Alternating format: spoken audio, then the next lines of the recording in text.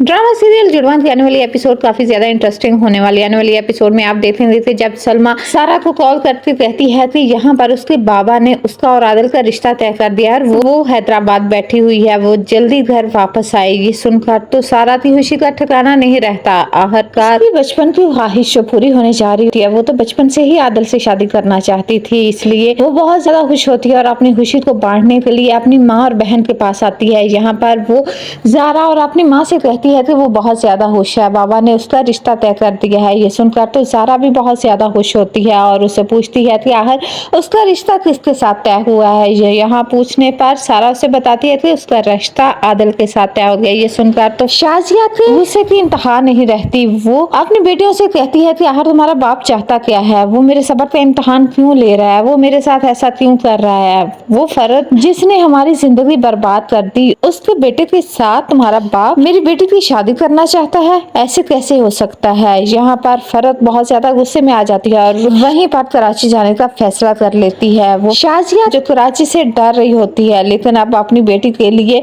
वो फैसला कर लेती है कि वो जाकर मजहर से बात करेगी और उसे कभी भी ये इजाजत नहीं देगी कि फरद के बेटे के साथ उसकी बेटी की शादी करवा दे। वो नहीं चाहती थी जिस तरह उसकी जिंदगी बर्बाद हुई, उसकी बेटी की भी जिंदगी बर्बाद हो। आखिरकार शाजिया ज़ारा को लेकर कराची के लिए निकल पड़ती है। रास्ते में शाजिया बहुत ज्यादा अफसरदा होती है क्योंकि कराची के साथ उसकी कोई अच्छी यादें वाबस्ता नहीं। उसने तो सोचा था कि वो कभी भी कराची नहीं जाएगी, लेकिन वो अपनी बेटी के लिए कराची जा रही है ताकि वो मजहर से अपने हर उस सवाल का जवाब ले सके, हर उस ज्यादती का जवाब ले सके जो उसने उसके साथ की।